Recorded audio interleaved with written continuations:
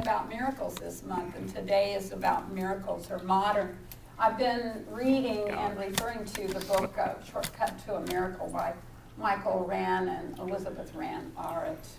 And they say, and just to qualify and to get us all on the same page, that a miracle is a series of natural events occurring in the right sequence and at the right time to produce wonderful results. A sequence of natural events occurring at the right time in the right sequence to produce wonderful results. And they remind us about the law of co-creation, and that is that consciousness manifests. The law of co-creation is that consciousness manifests and the dominant thought prevails. So, just to paraphrase once more, what you think is what you get. And that's the whole issue about miracles. So, I want to tell you a couple that I have run across, and they were in the guidepost. Paul Sutzman of Berlin, Ohio, talked about his wife had died 7 years previous to this incident. And he was sort of lost and unable to get himself grounded and find his place in the world. So he had taken all sorts of adventures. He had ridden his bicycle from Washington State down to Florida, like 5,000 miles. He walked the Appalachian Trail, 2,000 miles. And so at the time of his story, he was talking about kayaking down the Mississippi River from beginning to end. And he decided on that because of Huckleberry Finn, and he had this idea that it would be a piece of cake. He thought that he could manage the whole river in, maybe 2 weeks, because a lot of people took like 3 weeks to do it, and he was so sure that he could do it in 3. So he started out. And the first day was not successful. And he turned his kayak over, and he lost his cell phone in the river, and he was able to fish it out, but it wasn't working. But he kept on. And he ran into marsh. He ran into wild rice. He ran into all sorts of chaos, and the mosquitoes were huge, and he was growing more and more miserable every day. And he was off his planned trail. And he really pretty much didn't know where he was after 5 days. He was miserable. So he came from a family of Mennonites.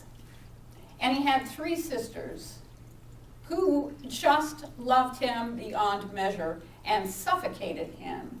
And that was part of his desire to be out on his own, because his sisters were trying to feed him and take care of him, and their idea of an adventure was to take a bus along the West Coast with 30 of their intimate cousins.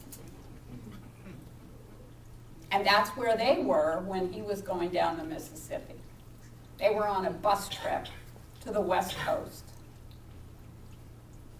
Well, when he finally just was so miserable, he was wet, he was all scarred and scratched.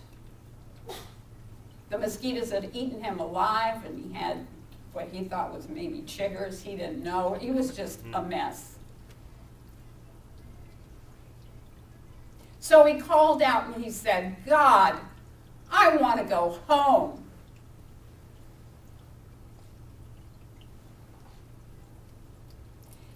And he spotted a little harbor. And there was a sign that said, Cohasset, Minnesota. So he wasn't very far along on his journey. He cried out, God, I just want to go home. And at that moment, his cell phone vibrated and began to ring. The same cell phone that he thought was ruined. And he struggled to answer it. And he said, hello, hello. And his brother-in-law said, Paul, is that you? I've just had the oddest urge to call you. And Paul said, oh, how's it going for you? How's the West Coast? And his brother-in-law said, oh, well, we took a little detour through Canada. And Paul said, well, where are you? Just a minute, let me ask the bus driver. We're in a little place called Cohasset, Minnesota. You know where that is? I know. So they hooked up, and he got on the bus with his 3 sisters and his 30 closest cousins. And he knew he was home.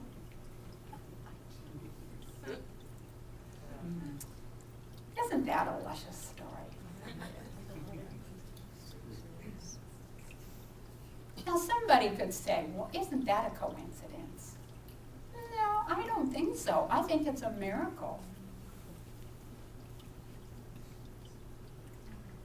So here's another one.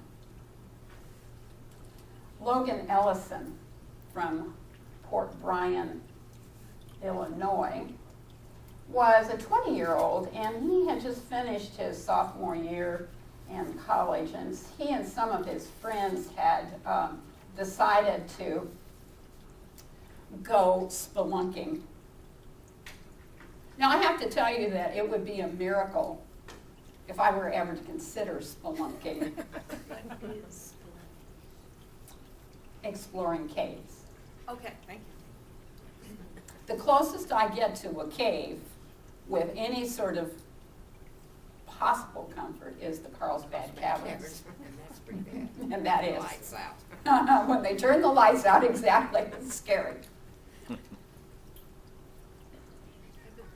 So Logan decided, he and this friend of his, this young woman, that they would take one last exploration through the crawl spaces.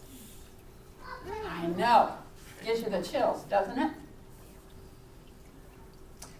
So this was in the Moquata Caves in Iowa. And so, well, you know, we're not surprised. They got stuck. Otherwise, it wouldn't be a story. So they got stuck, and his little friend, Emma, who was not quite 5 feet, was the first one to get stuck. And so they called, and the search and rescue came. And as they were getting Emma out, then Logan got stuck in a crawl space. So it took them 5 hours to get Emma out of her crawl space. And the search and rescue woman, who was smaller than Emma, crawled in and she said, Logan, we're gonna have a shift change. We'll be back for you, and it'll be 5 or 10 minutes, okay? 20 hours later, he was still stuck. And he could hear this conversation of the search and rescue people talking about how it was going to rain. And if it were to rain, the caves would flood. And he was stuck solid in the dark. And he couldn't feel his body. The only thing that he could move was his hands. And the conversation about they had to figure out a way to get him out of there before the rains came. And the day before his adventure, he remembered that he had cleaned his room from top to bottom.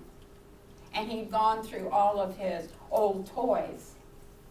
And he'd given his little brothers all of his matchbook cars, all of his memorabilia.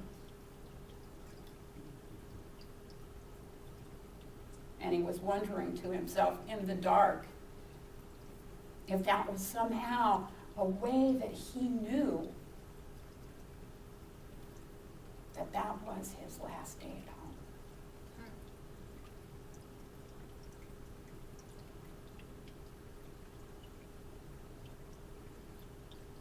And he railed against it. And he cried out, God, let me out of here. And he pushed and he squirmed, and nothing happened.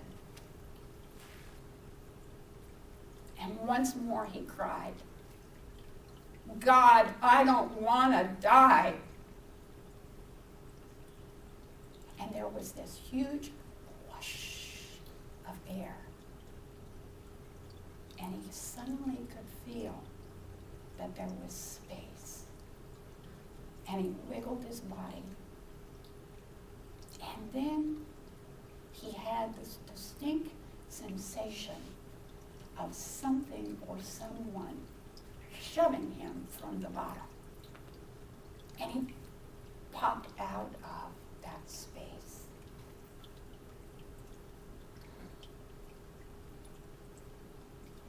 And he looked back, and there was nothing or no one there, even though he had felt it.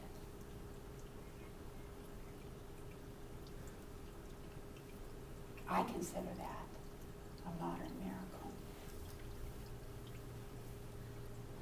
Somehow or other in our minds, we have the idea that miracles don't happen any longer. We remember from the biblical times about Moses and the burning bush and the division of the Red Sea and the walls of Jericho coming down and the widow's oil being multiplied. All of the Bible miracles that we recognize and remember. The resurrection of Lazarus, the resurrection of Jesus. And we get the idea that miracles are left over from long, long ago.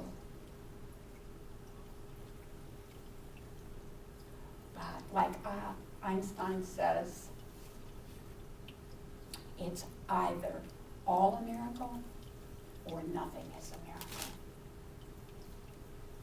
I believe it's all a miracle. And there are miracles happening every moment around us. The lights are a miracle. Electricity is a miracle. Cars are a miracle. Airplanes are a miracle. Modern medicine, microsurgery, laser surgery, the eradication of most major infant diseases. Polio's eradicated, measles, mumps almost eradicated, leprosy almost eradicated. It's all a miracle. It's a miracle. And yet we blithely go around making the assumption that it's all reality.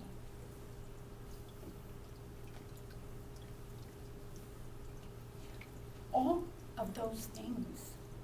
Think about it. Think about how Paul on the Mississippi River could have a conversation in the middle of a river with his brother-in-law. Think about how we can walk around on a day-to-day basis and have a conversation with someone clear across on the other side of the world. That's miraculous. Instant information, instant access to all of the Library of Congress books. It's miraculous. And we hear on a day-to-day basis, we get really blasé about it, about near-death experiences and how people have died and they have gone to heaven and they have come back to report to us.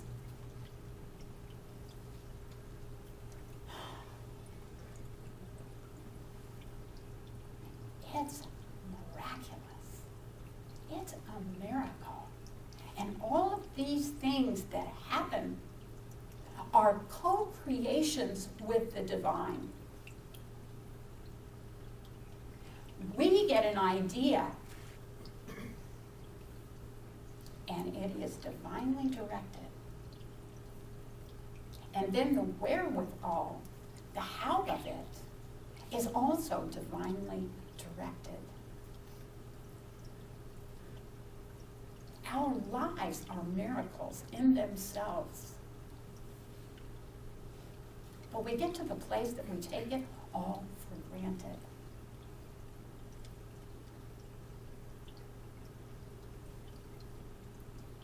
So, what do the Mississippi River Explorer and the Spelunker, the Cave Explorer, have in common? Why did they have a miracle? They asked for it. They called out, God, help me. And it was done. We forget that. We forget that all we have to do is ask. Not even ask. We just can claim it. With power and determination, the universe does not care. Some of us feel like, oh, well, I don't want to bother God. Baloney! God is there. All you need to do is ask with an emotion, with power and with strength. And it is done unto you as you believe. Ask and you shall receive. That's been going around since biblical times. I'm wondering when we are ever going to get it. All we have to do is ask, believing. And it is done unto us as we believe. What you think is what you get. That's how miracles occur.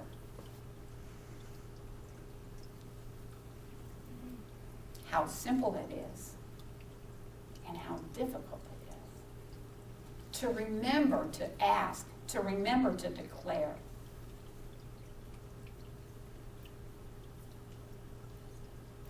So, on Friday, some of us came together. As a result of our meeting last Sunday after church, and many of you were there, and those that you weren't there, I'm going to tell you what we discovered and decided. We discovered that everybody has confidence in Sandy Arguello, our president, Jen, and me, to look for a new space. And we'll make that decision because everybody's good with it. And we don't all have to troop over and take a look. That from a place of trust, we're gonna accept the perfect space for us. So Friday, some of us got together and we wrote a prayer so that we would all be asking in the same way on the same page. So I'm wondering if you will be willing to just add that prayer in your regular work. You willing to do that? Yes. Oh, please. Sure. Yes. God, yes! Of course! With emotion. With emotion. Absolutely. Because with that same sense of emotion, with that same sense of certainty, with that same powerful demand, we can demand our home. And you remember that I said, I'm going to remind you. I'm going to be the one that says, I told you so. I'm not above that. So, in any way in your life that things are not going smoothly for you, if there's any way in your life that you want to create something that you don't actually have, or that you want to see manifest,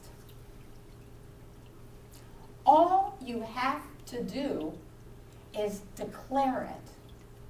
Claim it for yourself with emotion, with certainty. Because the universe, God, the power, God, G-O-D, good old divine, is absolutely willing, anxious to align things on your behalf. It cannot be otherwise. It's the law. It's the law of miracles. It's the law of consciousness. It's the law of the divine. Because there is an intelligence that puts together all things in this world. And that intelligence also works in a law that must respond to your highest thoughts, your conscious thoughts. That is not a contradiction, although we can believe it to be.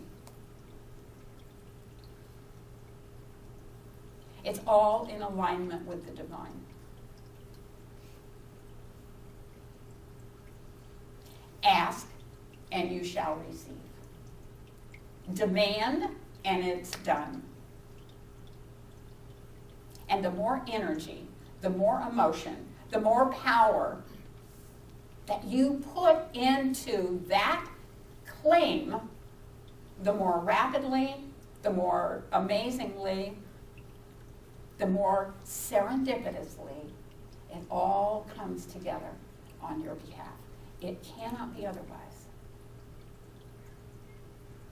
So in a little bit, Erin's going to pass out the prayer that some of us put together. And I would really appreciate it if you would add it to your spiritual practice.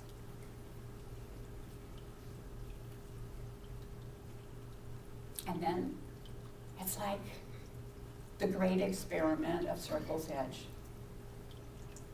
to see how the universe flows it together and unfolds it for us in just the perfect way for us.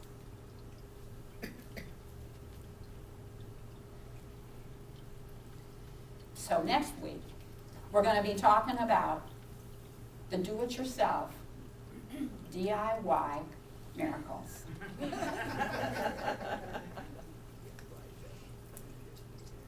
I love you all, and I wish you a miraculous, joy-filled week. Namaste. So I would invite the practitioner, the minister, the practitioners to stand and hold consciousness with me. as we just own and claim every miracle that's ever passed our mind.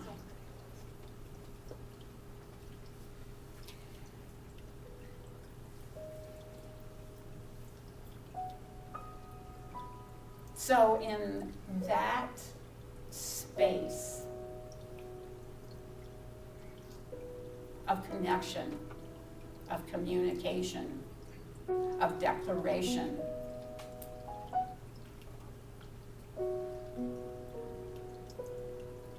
I allow myself to settle into the divine knowing. That everything I've ever longed for, everything that I've ever desired, is mine by divine appointment to the degree that I believe and that I ask.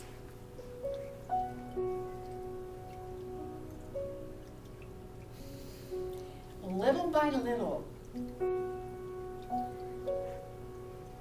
I stretch my prayer muscles.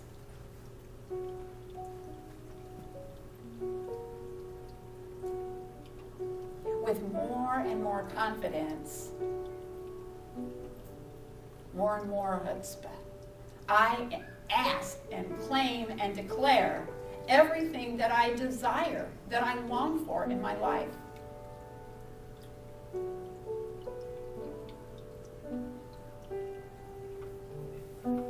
And with divine peace, divine serenity, I allow myself to get clear about what it is, how I want my life to show up. Knowing that all I need to do is ask. All I need to do is accept. All I need to do is know that the good old divine, the loving presence, the essence of all that is thrilled to fulfill my every loving, powerful, joyful desire. It cannot be otherwise.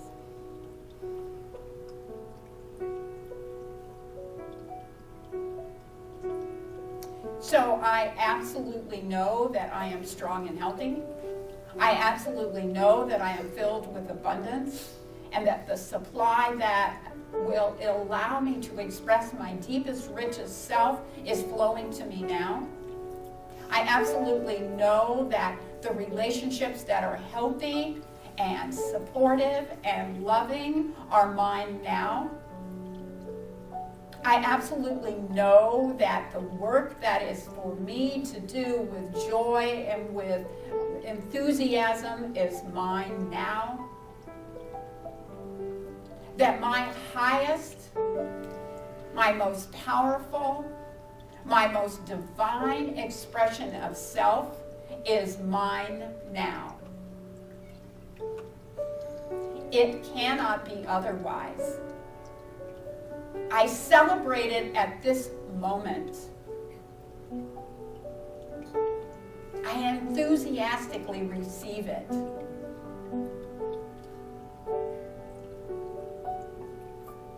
I joyfully claim it for myself and on your behalf, knowing that as I have spoken, the divine has heard your thoughts, your ideas, your beliefs, your miracles.